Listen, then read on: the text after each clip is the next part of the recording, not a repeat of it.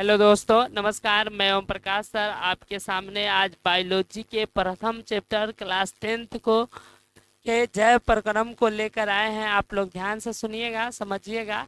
यह बहुत ही महत्वपूर्ण चैप्टर है। तो चलिए हम लोग शुरू करते हैं जैव प्रक्रम को। पोषण।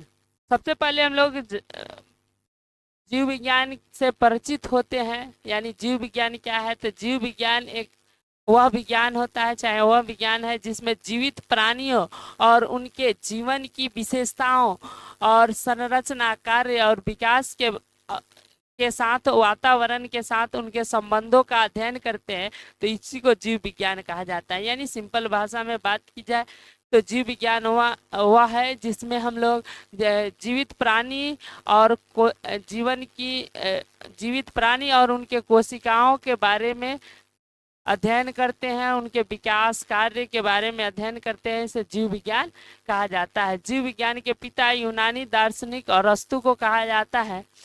उसके बाद अगला टॉपिक है जैव प्रक्रम। जैव प्रक्रम किसे कहते हैं, तो वे सारी क्रियाएं जिसके द्वारा जीवों का अनुरक्षण यानी मेंटेनेंस होता है, जैव प्रक्रम कहलाता है।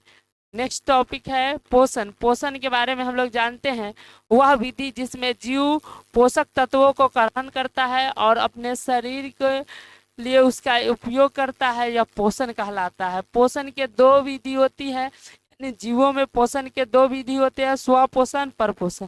स्वपोषण होता है, चलिए आइए हम लोग स्वपोषण के बारे में जानते हैं। स्वपोषण वह प्रक्रिया होती है जिसमें जो है जीव भोजन के लिए अन्य जीवों पर नहीं रहते हैं, स्वयं संश्लेषित करते हैं, उसको स्वपोषण कहा है। यानी सिंपल बात में बात की जाए तो वैसे जीव या पेड़ पौधे जो किसी अन्य जीवों पर निर्भर नहीं रहता, अपना भोजन स्वयं बनाता है, तो उसको स्वपोषण कहा गया है। जितने भी हरे पेड़ पौधे हैं सारे स्वपोषण होते हैं, सारे में स्वपोषण क्रिया होती है और उसको स्वपोषी कहा जाता है। अगला टॉपिक है परपोषण, जो इसका दूसरा प्रकार है। परपोषण वह प्रक्रिया होता है जिसमें जीव स्वयं भोजन संश्लेषित स्वयं भोजन को संश्लेषित नहीं करके किसी अन्य जीवों से प्राप्त करते, यानी किसी दूसरे जीवों पर निर्भर रहते हैं, यानी स्वयं अपने भोजन का नहीं बनाते हैं, अन्य जीवों पर निर्भर रहते हैं, उसको कहा गया है परपोषण। परपोषण जैसे हो गए बैक्टीरिया, कवक, मनुष्य, मेढक, ये सारे परपोषण। अब परपोषण तीन प्रकार के होते हैं, मृतजीवी पोषण, परजीवी पोषण, प्राणी संपोषण। सबसे पहले अब हम लोग मृतजीवी के पोषण के बारे में जानते हैं।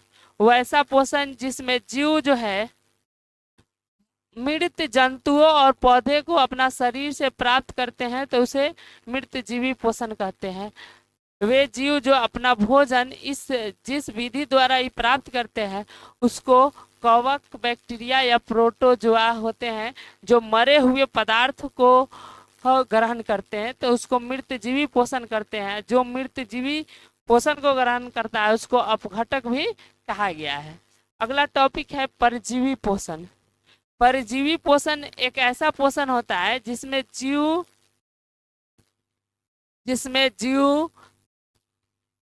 दूसरे जीवों के संपर्क में अस्थायी या अस्थायी रूप से अपना भोजन प्राप्त करता है। यानी वैसी पोषण की प्रक्रिया जिसमें जीव या तो उसके संपर्क में रहेगा या उसके अस्थायी रूप से या अस्थायी रूप से प्राप्त करता है, तो इसको कहते हैं परजीवी पोषण। जैसे देखे होंगे आप लोग पेड़ों पर जो है क्या होता है, जैसे लीची के पेड़ पर एक लत्ती होती है अमरवेल की, वह अपना भोजन स्वयं नहीं बनाता है, लीची के ही पेड़ से प्राप्त कर लेता है, तो वो परजीवी पोषण का उदाहरण हो गया। ऐसे जीव जो इस विधि द्वारा भोजन प्राप्त करते हैं उनको परजीवी कहा जाता है। जिस जीव द्वारा जो है परजीवी अपना भोजन प्राप्त करते हैं उसको पोषी भी कहा जाता है। जैसे गोल कृमि, मलेरिया परजीवी, या आपको बता दें जो अमरवेल की लत्ती है वह। प्राणी संपोषण जो पोषण की अंतिम बिंदु होती है, यानी पोषण की अंतिम प्रकार होती है।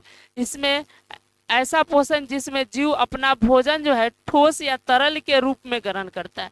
यानी वैसी पोषण की प्रक्रिया जिसमें भोजन ठोस या तरल के रूप में जंतु भोजन को ग्रहण करते हैं, इस विधि को प्राणी संपोषण कहा गया है। और ऐसे जीव जो इस विधि द्वारा अपना भोजन प्राप्त करते हैं उसको परपोषित जीव भी कहा जाता है। जैसे मेढक, अमीबा, मनुष्य, ये सारे जीवों में प्राणी संपोषण होगा। अब अगले क्लास में हम लोग पढ़ेंगे प्रकाश संश्लेषण के बारे में। तब तक यही इस वीडियो को समाप्त करते हैं। जय हिंद,